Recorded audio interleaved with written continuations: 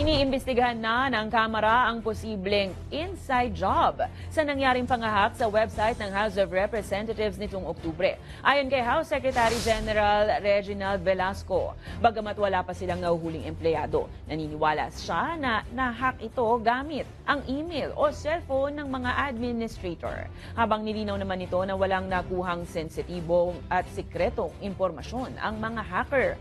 Binigyang diin pa ni Velasco na plano nilang kumuha ng third-party provider sa susunod na taon upang mayroon na silang kakayahan na maprotektahan ang kanilang website at hindi na umaasa sa mga tanggapan ng gobyerno.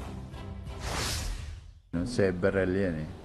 Maybe about 4 or 5 administrators. So, ang suspicion is na na-hack yung cellphone or yung email nitong one of the administrators. So, we're very careful. We're very careful now.